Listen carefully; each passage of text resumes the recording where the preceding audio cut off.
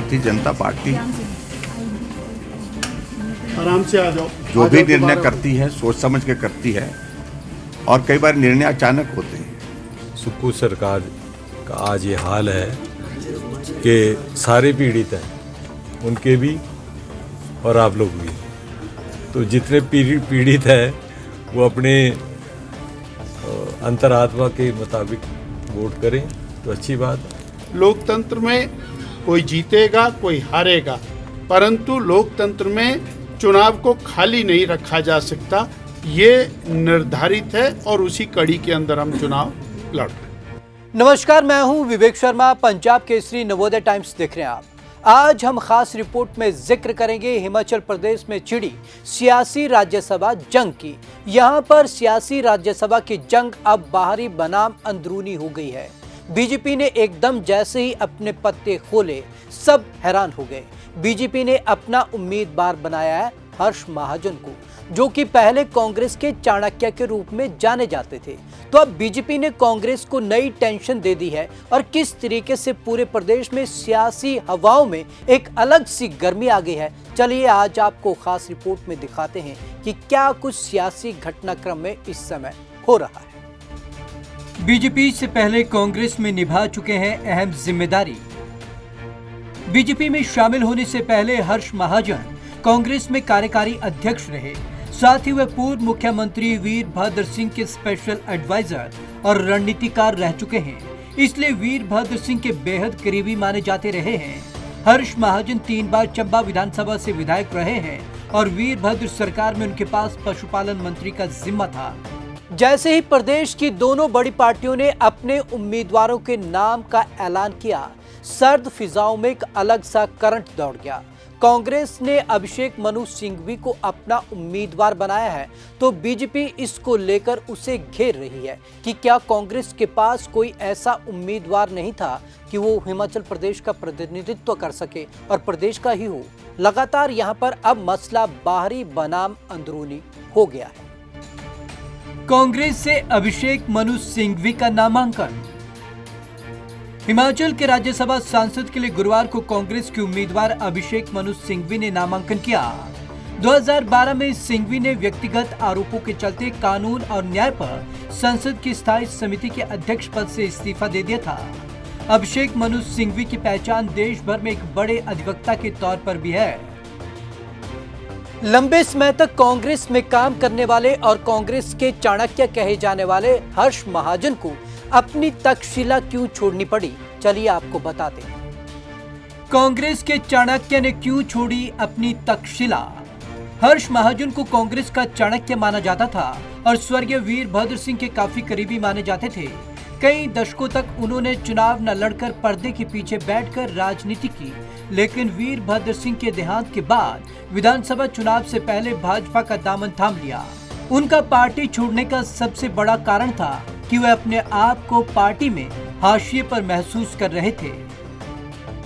स्वर्गीय वीरभद्र सिंह के आखिरी दिनों में ही हर्ष महाजन कांग्रेस पार्टी में घुटन महसूस करने लगे थे। उधर खराब सेहत के चलते वीरभद्र सिंह की सक्रियता पार्टी में घट रही थी, तो हर्ष महाजन को हाशिए पर लगाया जा रहा था। हॉली लॉज से दूरी के क्या रहे कारण।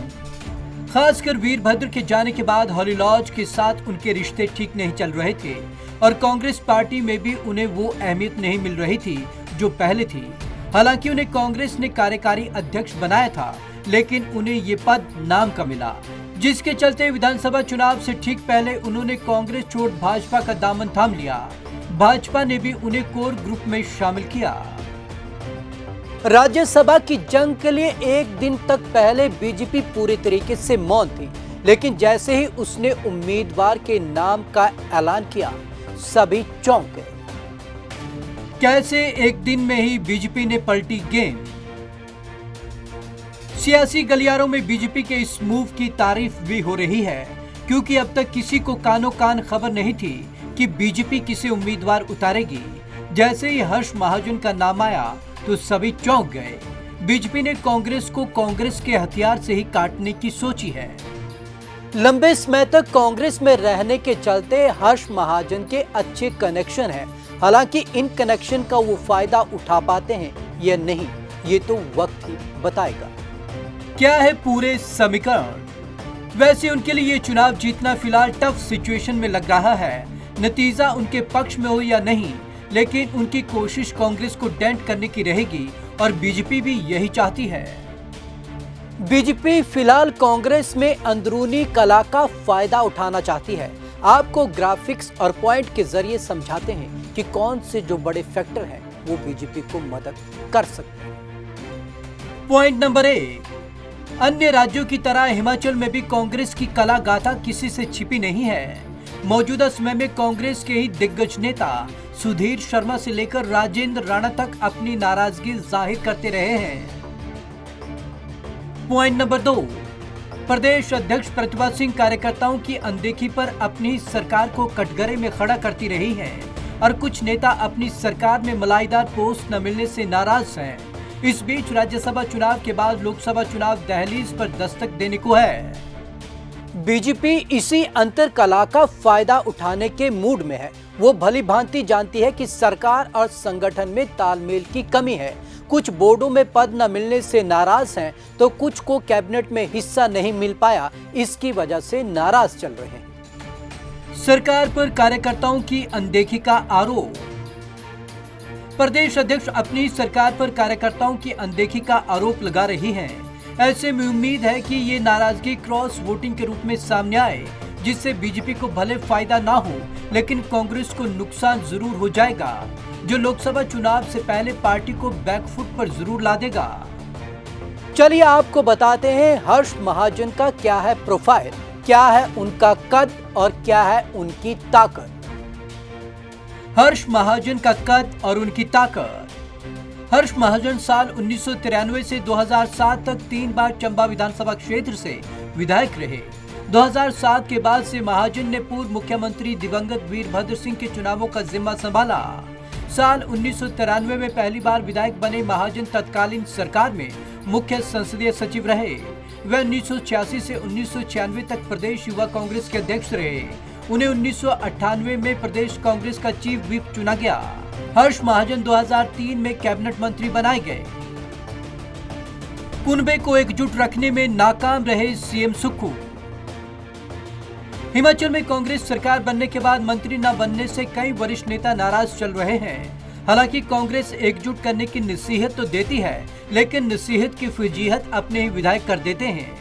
कुछ विधायकों का मिजाज सड़क से लेकर सोशल मीडिया पर खुलकर सामने आ चुका है। कार्यकर्ताओं की नाराजगी का झंडा खुद प्रतिभा सिंह उठाए हुए हैं। 3 निर्दलीय विधायकों में से भी 2 विधायक ऐसे हैं जो या तो भाजपा के करीबी हैं या भाजपा से नाराज होकर चुनाव लड़े थे। मौजूदा 2 से 4 विधायकों की नाराजगी और 3 निर्दलीय जीते हुए कांग्रेस की जीत पर कोई असर तो नहीं डाल पाएंगे, लेकिन अगर इससे ज्यादा नाराजगी अंदर खाने दिखी तो यहां पर बीजेपी को फायदा जरूर मिल सकता है। क्रॉस वोटिंग आसान नहीं, जश्न फीका करेंगे महाजन। राज्यसभा चुनाव के लिए बदले हुए नियमों के बीच अब क्रॉस वोटिंग करना आसान नहीं है, लेकिन कांग्रेस प्रत्याशी जाने माने वकील अभिषेक मनु सिंघवी के खिलाफ हर्ष महाजन को उतारकर भाजपा ने कांग्रेस के जश्न को फीका जरूर किया है। अब वोटिंग तक यह रोमांच बरकरार रहेगा। हिमाचल विधानसभा की दलीय स्थिति। हिमाचल विधानसभा की दलीय स्थिति देखें तो कांग्रेस के पास 40 विधायक हैं, जबकि भाजपा विधायकों की संख्या 25 है। 3 निर्दलीय विधायक भी कांग्रेस के साथ ही जा रहे हैं। ऐसे में सत्तारूढ़ दल 43 वोट का दावा कर रहा है। जेपी नड्डा की राज्यसभा की सीट खाली हो रही है। मौजूदा आंकड़ों के हिसाब से ये सीट कांग्रेस के खाते में जानी चाहिए, लेकिन बीजेपी ने ठीक एक दिन पहले ऐसा मूव चला है कि कांग्रेस को भी टेंशन हो गई है, और टेंशन उसकी अंतरकला है। कहीं अंतरकला उसे भारी ना पड़ जाए। तो आज की इस खास रिपोर्ट में बस इतना ही। विवेक शर्मा को दीजिए इजाजत। नमस्कार।